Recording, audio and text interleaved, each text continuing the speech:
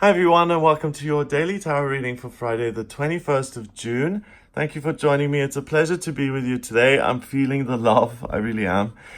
I'm using the Druidcraft Tarot deck for today's reading, and this is a beautiful earthy deck. It's very Celtic, it's very much got the feeling of Camelot and the British Isles associated with it.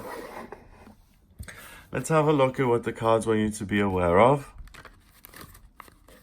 And there are two versions of these cards, the big deck, which are really large, and also the smaller version. So I always say this, the same thing goes with the Thoth Tarot. When you order them, be careful that you get the smaller size because they do come in different shapes and sizes. If you have small hands, you really struggle to shuffle these.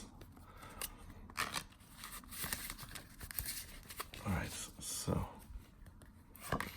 the Six of Wands in reverse, the Queen of Pentacles, and the Lady, the Empress in reverse. Because the reverse cards is just crazy at the moment. Always two reverse cards and one card upright. It's really about balance. It's like a seesaw. It's a time of moving forward, figuring things out, and being the master of your own destiny. Really listening to yourself versus the things that block you and muddling through and staggering on in a sense so that you can get to the true, amazing, wonderful thing that's lying ahead of you, but that you can't quite see. And life doesn't just say, okay, here's your marriage, gallop towards it. There's just this straight path. Success doesn't just go like this. It's like, it's just a jumble, and then eventually you go up. It's, it's not just a straight line. You have setbacks. You have to take several steps forward and you take steps backwards. So the Six of Wands is about King Arthur going to find the Holy Grail and finding it and coming back and being celebrated by it. He's got a falcon on his hand, the same way the Nine of Pentacles usually does, and that represents discipline. So he's been on this mission, this quest that he really, really cares about, that's so meaningful to him, to find this amazing grail. And it has required a lot of discipline. And because he has exercised that discipline, he has now found the Holy Grail, and they're coming back, and he's going to be cheered on and celebrated. And that's in reverse. So there's no external applause. Well done, you're so fabulous, you're so great, we just all adore you. I think people are going to be busy concentrating on themselves. There isn't going to be a lot of approval or people thinking about you. If you speak to relatives, sometimes you get the kind of message that, couldn't you imagine and think that today I would be a little bit down? And don't you think I would have appreciated a phone call? That kind of message. And those things are valid.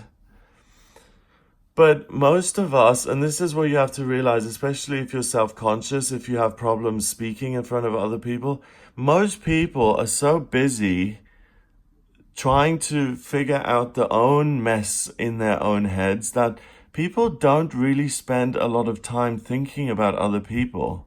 People don't really think about you as much as you think they do. Most people are incredibly self-involved, and they're just trying to live their own lives. So when you're like, oh, I'm speaking in front of all these people, they're going to think this about me and that, and most people don't care. They're just like, okay, it's another person just talking.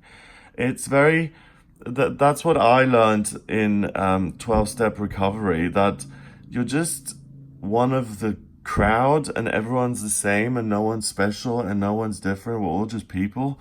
So if you're looking to be affirmed from the outside world, you're going to find that that's not so easy. Affirmation and approval comes from yourself and comes from being grounded. So try and walk barefoot in nature. If you're in the northern hemisphere, it's summertime at the moment. So if you have a patch of land or the beach or a beautiful kind of hill or a hike you go on, and if you feel a little bit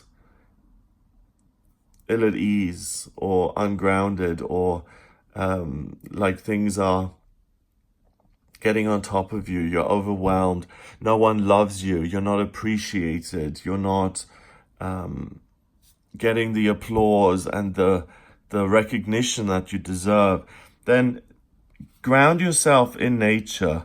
Take off your shoes and walk barefoot through nature and see yourself either putting roots into the ground, or as you walk, imagine your footsteps leaving behind these footsteps, and everywhere you've treaded, these little flowers pop up, because your presence is life, is growth. And just see yourself in nature. If you have difficulty visualizing, then just feel the earth pulsating under you and try and feel the very slow heartbeat of the trees around you. And look at the little bunny rabbits zigzagging around and the ravens. She's got a pentacle here. She's the Queen of Pentacles, which means that she has created a safe and solid space in her life, in her world, that she rules. She's got this throne. It's very, very solid. We've got the bull there, Taurus, and that's about strength and security and fighting for what's yours and being able to occupy a space that really belongs to you. We've got this bone, all nature, and this drum made of animal skin with a pentacle on it, and she's beating that drum and she's creating a vibration of presence. I am here. I love the land that I live on. I have a connection with nature. I am the nature queen. So the fact that she is depicted in such a way today, and that she's the center of our reading, is really important, because if you want to feel that sense of approval and love, don't try and get it from other people. Get it from your natural environment, because the earth does love us. The earth is our mother, and we are loved from below, and then spirit loves us, and we are able to pull that in through our crown chakra. So the love moves in the crown chakra, third eye, throat, solar plexus, heart chakra, solar plexus, and then the energy from the earth comes in through the root chakra, the sacral chakra, and also meets at the solar plexus. And that's where they convene, they come together, and they create this sun inside of you, and that's your spiritual energy, your spiritual drive. She's dressed in red. She's passionate. She loves the land that she lives in. She's at ease. She was born here. She lives her life here. She wants to be here. Finally, we have the lady, who's the empress, who's the mother, the archetypal mother. We've got the Venus of Willendorf down here, the ultimate fertility goddess. She's very pregnant. She's harvested the wheat. She's got a cornucopia of wealth and abundance, endless food and flowers and sustenance, and the water is flowing there, the source of all life. And she is giving birth. She is the beginning of something new. And she's in reverse. So you don't need to rebirth yourself today. You don't need to start something fresh. You're alive already. You have been birthed. You've got everything that you need at your disposal. And, you know, I don't want to go on a big lecture thing here, but most of us in the Western Hemisphere, yes, we have problems with taxes and things being expensive, and we can't afford this, we can't afford this. But we have it pretty good. We have a roof over our heads. We're able to sometimes go out for a meal with friends. We can walk in nature. Excuse me. And we can do all of these things. And there are a lot of people on planet Earth who are just in survival mode, who are just, how am I going to get through this day? People are living day by day and just trying to make ends meet. And for you, this is a day of really going within yourself, feeling the love and the approval and the joy of being you, the thing that was birthed and that's gone through a lot and that has had successes and failures in life, and that was loved and rejected and embraced and pushed away and all of those things. And all these past experiences, they come together now and they are conflated. They're all lumped in together and they create the you that's here now. And the you that's here now has got all of that stuff under your belt. Remember all of the tough stuff that you've overcome in the past. Remember the addiction you mastered when you were younger. Remember the loss of a child that you overcame. Remember that wonderful graduation ceremony where you were honored and applauded, and you can still hear the applause in your mind. So remember what you've achieved in your life. Throw your own little party for yourself. Do it in nature. And really feel the earth applaud you and nurture you and feed your spirit, and listen to what it has to say to you for the future, because you're coming to terms with everything that was and that you've overcome and that has been gifted to you, and it's all integrated. And this person, this fully formed being, not a baby, not someone who's about to be given life, but someone who's an adult and someone who's grown up and someone who's completely accepted and embraced themselves. What vibrations are you putting out into the world? What are your future thoughts? What are you going to create moving forward? Where are you going to live? What are you going to do? What energy are you going to give off? Do you want to give off an energy of satisfaction and peace? Or do you still feel like you need to rule people with fear and you need to manipulate? And that's the beat of your own drum that you're marching with.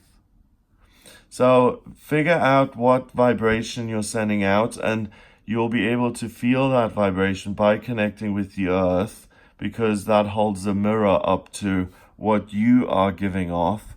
And think about what's coming up in future. Think about what you want to happen.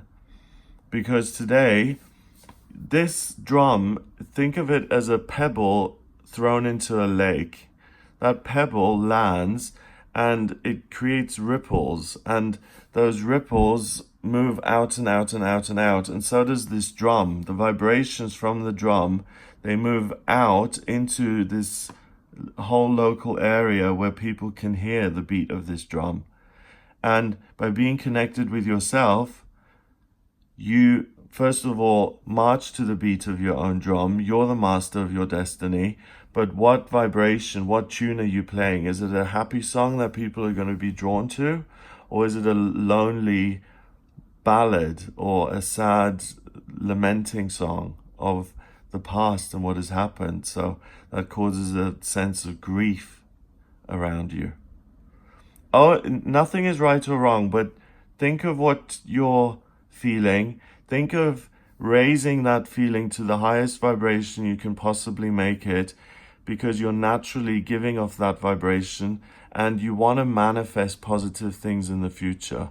So it's a day of integrating the things that are still unresolved, looking to the future in the most positive way that you can, not waiting for someone to give you permission, not waiting to be rebirthed and to be a completely different person and to make a fresh start, but to embrace everything that you've got and to say, okay, today is the first day of the rest of my life, and I'm going to play this song on this drum, and it's going to be a happy song because I want my future to be rich and abundant and full of joy and full of love and abundance and riches and safety and security and happiness. 6 and a chord card is 1, that's 7, and 3 is 10. 10 reduces to 1 in numerology, and 1 is the pioneer, the person who does things independently. And the Queen of Pentacles works independently today. She is the master of her circumstances. Pentacles, remember, is money, finances, your daily routine, your life, how you experience it here on planet Earth. And you are the master of that, and you can play a song which will then manifest into your life exactly the way you want it to be. So make sure that you're listening to the right kind of music inside of your mind, and that you're creating your own special song that's something that honors you and elevates you and makes your life richer. Because like the pebble in the lake, you're sending out ripple effects into the universe, and you want those to be beautiful and positive. Have a wonderful day. If you would like a personal reading with me, I use the tarot, astrology, and numerology in my personal readings. I can answer any of your questions if you don't know what you're supposed to do work-wise, what your life purpose is, where you've been in past lifetimes, love, money, moving, where to live, relationships, spiritual progress. If you're interested in getting some insights in any of those areas, then please order a reading with me on gregoryscott.com. Have a wonderful day, and I'll speak to you tomorrow.